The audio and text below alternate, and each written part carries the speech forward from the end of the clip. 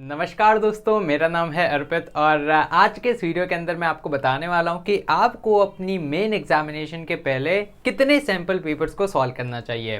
तो दोस्तों आप देखते रहिए इस वीडियो को और इस वीडियो के अंदर मैं आपको डिटेल में एक एक बात को बताने वाला हूं।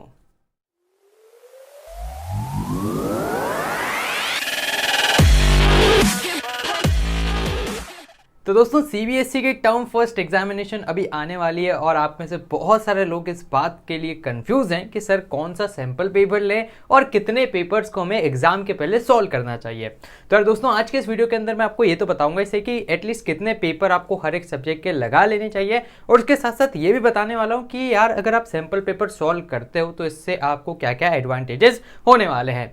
तो आइए स्टार्ट करते हैं हमारे वीडियो को।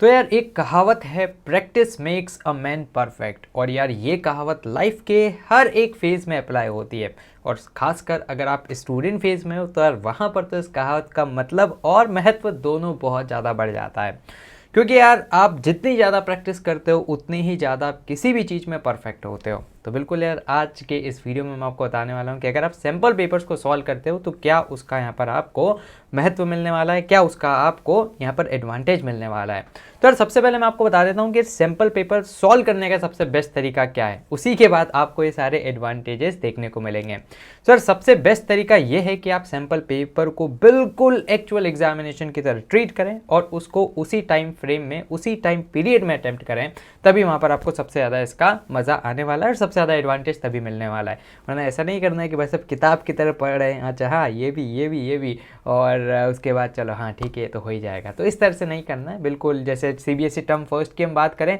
90 मिनट्स का पेपर होने वाला है, तो बिल्कुल ओएमआर शीट निकालो भाई साहब, नेट से डाउनलोड करो और आप क्या करो फिर उसको वहाँ पर उसी तरह से सॉल्व करो, मतलब ओएमआर पे सॉल्व करो, 90 मिनट्स का टाइमर लगाओ, विद इन टाइम फ्रेम उसको सॉल्व करो, तभी सबसे ज़्यादा मज़ा आपको आएगा।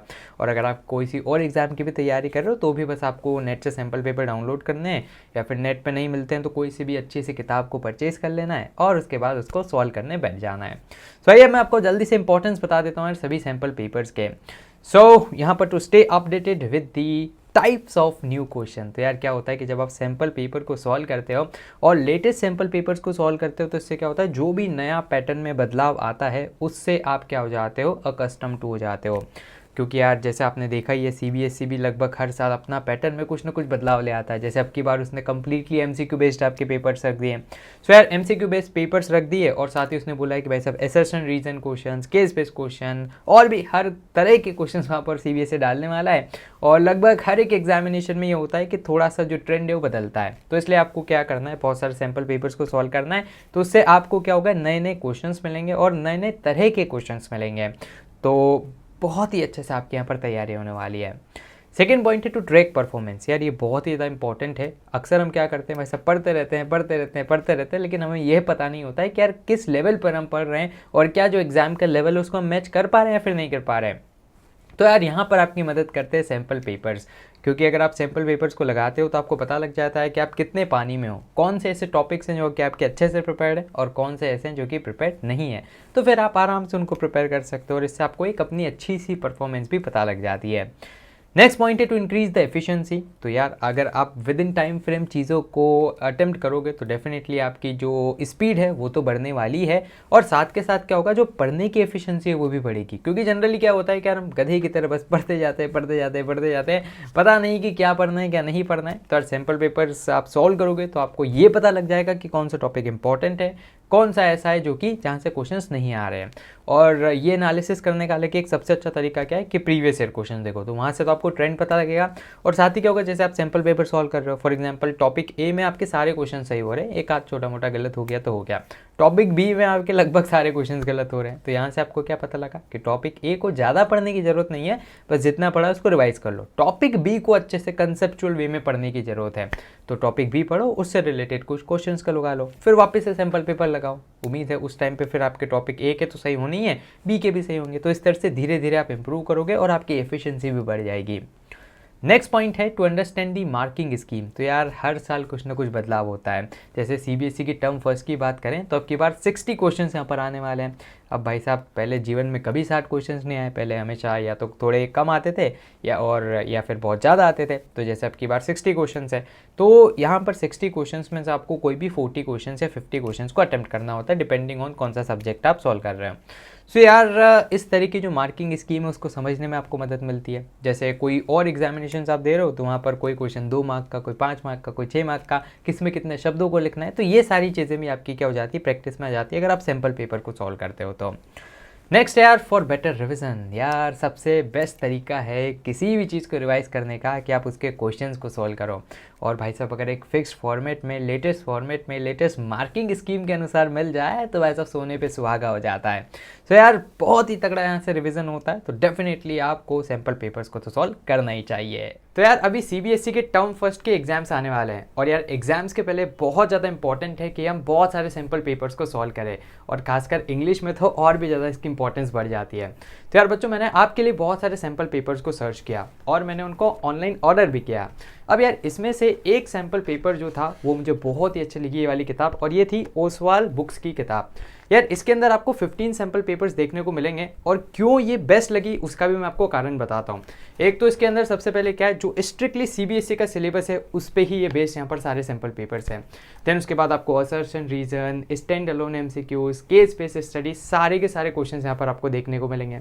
देन यार इसकी एक सबसे जो खास बात मुझे लगी वो है कि हर एक पेपर के बाद यहाँ पर क्या है, बिल्कुल सीबीएसई की जो ऑफिशियल ओएमआर शीट आने वाली है ना, उस प्रकार की आपको ओएमआर शीट दे रखी है। तो बिल्कुल लाइव आपका यहाँ पर क्या हो जाएगा, सैम्पल पेपर को आप एकदम सॉल्व कर सकते हो, बिल्कुल एग्जाम की तरह। तो यार बहुत ही कमाल धमाल ये किताब है, जरूर से आप इसको बाय कर सकते हैं अपने लिए, और लिंक्स आपको डिस्क्रिप्शन में मिल जाएंगे, वहाँ से आप इसको देख लीजिएगा। साथ के साथ आपको यहाँ पर माइंड मैप्स, रिविजन मैप्स, ये सब भी मिल जाएंगे, तो उससे भी आप क्या कर सकते हो, अपनी तैयारी को एक अलग ही एज दे सकते हो। तो आइए अब मैं कवर करता हूँ सबसे ज्वलंत प्रश्न को कि आपको कितने सैम्पल पेपर्स को सॉल्व करना चाहिए।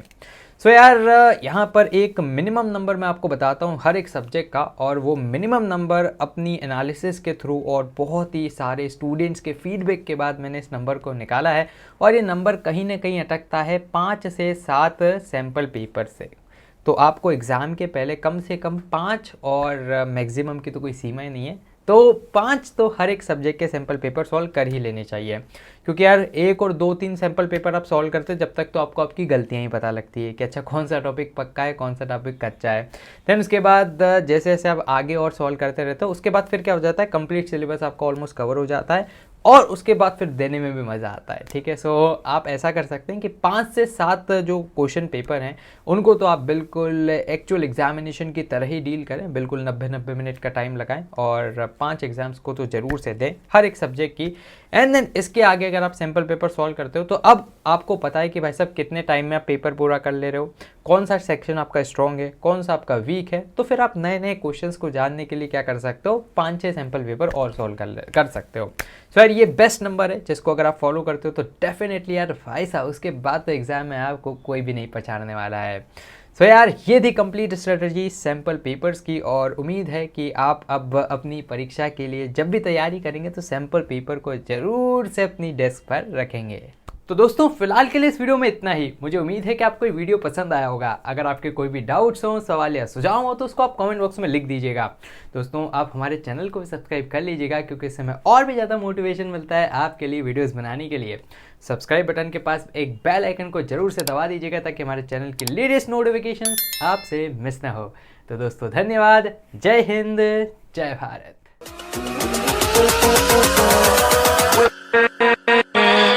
With